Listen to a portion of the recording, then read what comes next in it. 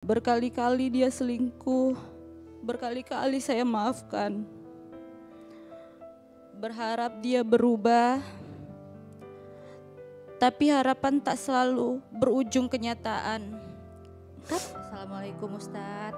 Waalaikumsalam warahmatullahi wabarakatuh. Perkenalkan, nama saya Fatila, dikenal dengan nama Kila. Saya seorang konten kreator. Saya sudah bercerai dengan suami saya. Dia berselingkuh dan melakukan KDRT. Saya pernah jadi perempuan yang percaya bahwa cinta cukup membuat seseorang bertahan, bahwa kesetiaan itu timbal balik. Tapi nyatanya tidak semua yang kita beri akan kembali dengan cara yang sama. Saya menikah di tahun 2016. Saya pikir itu akan menjadi awal hidup yang bahagia. Tapi ternyata saya justru masuk ke dalam ruang yang gelap. Beliau bukan hanya mengkhianati janji, tapi juga menghancurkan rasa aman yang selama ini saya pegang erat. Berkali-kali dia selingkuh, berkali-kali saya maafkan.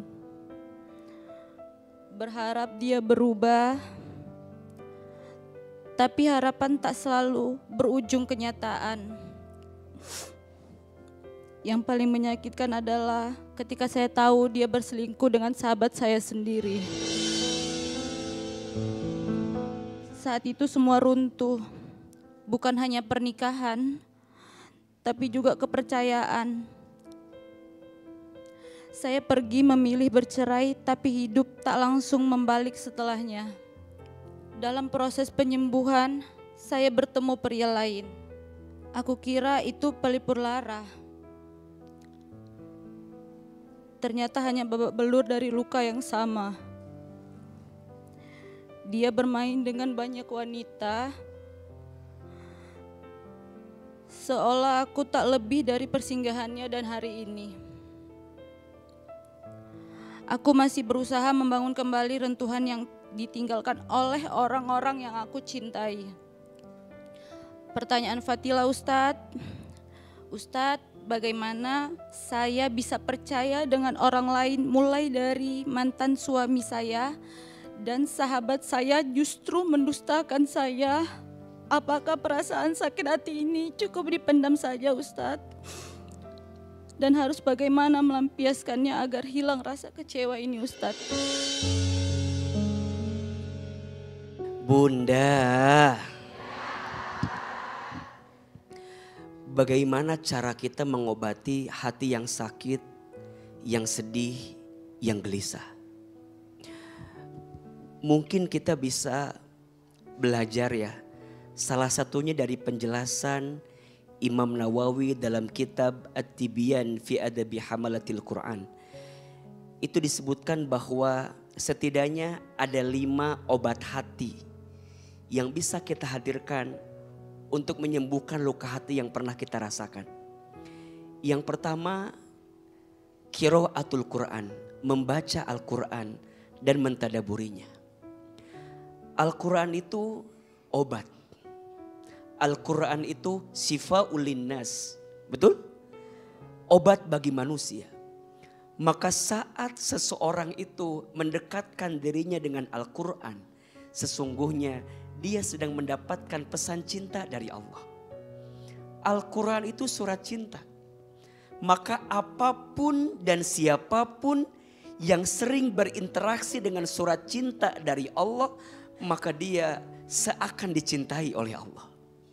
Yang kedua, salah satu amalan pengobat hati adalah rajin berpuasa.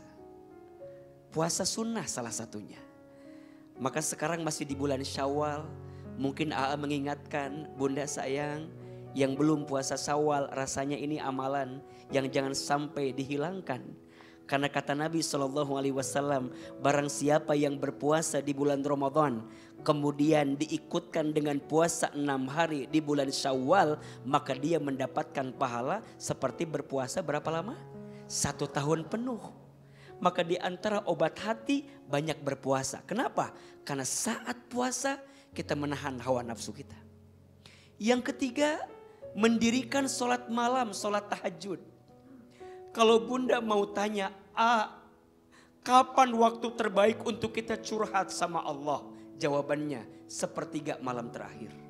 Jadi kalau bunda bertanya, di jam berapa sholat tahajud yang paling baik?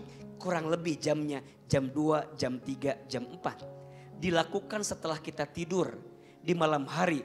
Dan itu di antara amalan yang bisa mengobati hati. Yang keempat, obat hatinya belajar merendahkan diri di hadapan Allah. Kita ini lemah, betul? Kita ini tak punya daya upaya. Kita ini tak punya kekuatan. Salahnya kita berharap kepada manusia, betul? Maka yang keempat, belajar merendahkan diri. Bangun di sepertiga malam, doa dan zikir. Dan yang kelima, obat hatinya adalah bertemanlah dengan teman yang soleh. Betul? Bermajlis ilmu, bunda datang ke pengajian. Dan izin sekali, perempuan itu harus disibukkan dengan ilmu. Kalau perempuan tidak disibukkan dengan ilmu, maka perempuan akan disibukkan dengan perasaan-perasaannya. Maka untuk semua sakit hati yang pernah kita rasakan, sembuhkan hatimu dengan hati yang makin dekat dengan Allah. Jangan membuka hati sebelum kita berdamai dengan apa yang sudah terjadi, betul? Jangan buru-buru juga memaksa hadir orang baru sebelum kita berdamai dengan masa lalu. Mudah-mudahan Allah memberikan kabar bahagia setelah rasa sakit yang pernah Kakila rasakan. Amin ya Rabbal Alamin. Aku gak pernah ketemu sama sahabat aku semenjak dia ketahuan, itu gak pernah, Mbak.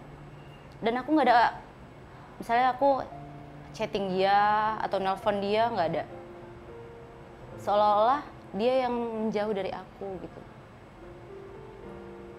Dan sampai sekarang ini kan orang tuh gak jadi nih kan Mbak nikahnya. Dan sampai sekarang ini dia lepas komunikasi kami. Padahal sahabat aku dekat. Ikhlasnya ikhlas Mbak. Aku udah maafkan juga kan. Tapi kalau untuk balik ya enggak lah. Maafkan dia ketika dia selingkuh. Tapi kepercayaan itu disia-siakannya. Jadi aku langsung nggak percaya lagi gitu sama orang. Makanya untuk buka hati kayaknya sulit.